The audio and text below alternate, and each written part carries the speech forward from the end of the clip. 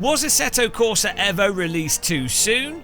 Is early access just taking advantage of gullible consumers for the sake of publisher and developer cash flow? What is an acceptable early access?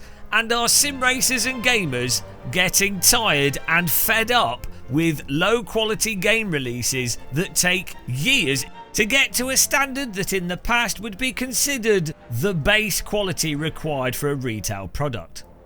9 out of 10 subscribers unsubscribe, but they did have to subscribe to unsubscribe, so subscribe so you can unsubscribe. Now that's a message I can subscribe to, and I can also subscribe to the message of clicking the like button.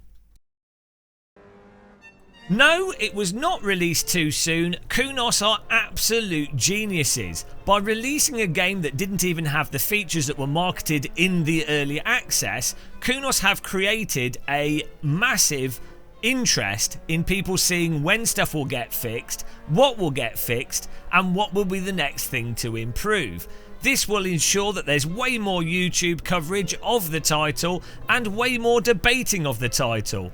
The internet arguments as well that will accrue from wonky physics, weird force feedback and poor frame rate will again only promote the title. Furthermore, there are now a hell of a lot of mega emboldened hardcore Kunos fans for Assetto Corsa Evo that feel like they are the ones responsible for helping Kunos shape the title into the title that it will become. They themselves basically feel like free employees.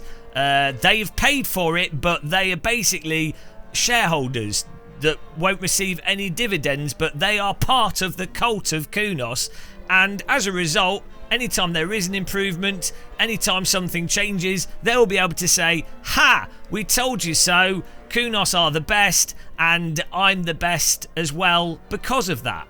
And it's important to note that game developers have no clue in what they're doing and have to be told by unqualified, random members of public what the development priorities are.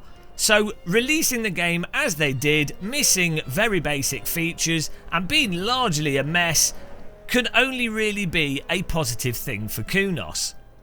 And of course, people have paid for the early access, so this has been great cash flow for 505 Games and Kunos, which has massively reduced the risks associated with developing a title to a polished state before launching it. So, to be honest, absolute business genius, and there's no losers, apart from people that want a polished game to enjoy and play, but who cares about them? Fortunately as well, when it comes to simulators, there's plenty of players out there that haven't really played many other simulators, or simulators from 20 plus years ago that have done many of the features much better than newer titles. And a lot of people have been playing console simulators and console racing games, which they themselves are so utterly terrible that the bar has been lowered to the extent that actually Assetto Corsa Evo's early access could seem like a fresh breath of air. In fact, it's actually in all game developers and publishers' interest to keep making worse and worse titles. I think that's what EA's been doing with most of its games, and maybe everyone else is copying them. And look, I'll be honest, I'm guilty of it as well. Every single YouTube video I release has consistently lowered the bar in sim racing content, making it much easier for other sim racing YouTube channels to produce overly positive content that you can enjoy and feel warm and fuzzy from. You're welcome everyone, glad that I can be of service. What about consumer fatigue, I hear you saying? Surely there's a line that if it's crossed we might actually get another video game crash.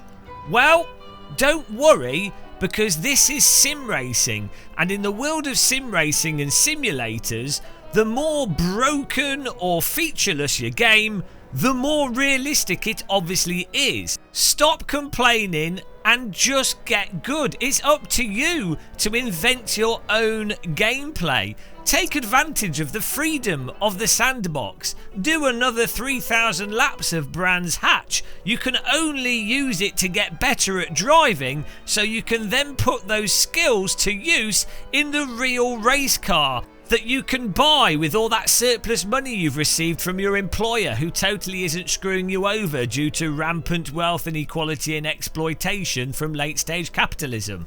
Right now I'm in the process of trying to select an F4 car so I can take part in GB4, which, like all motorsport, is entirely meritocratic and not based on one's wealth whatsoever. It's all down to skill, guys. I can't wait to see how it pans out.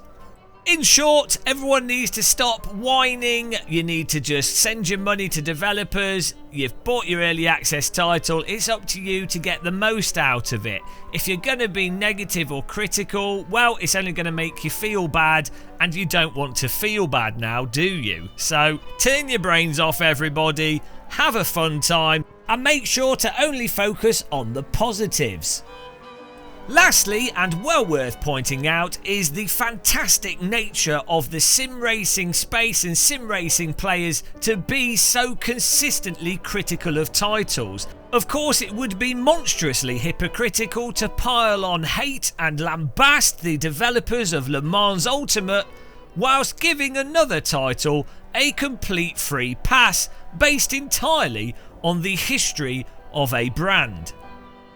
Sim racers, we can all agree, are far too intellectual and sophisticated to stoop to such low levels of stupidity. Well, on that note, I have done this video, and you've got to the end of it. I don't know how, but you know, what I would say is make yourself a cup of tea and go ahead and drink it. I will see you in the next video. Thank you for watching. Goodbye.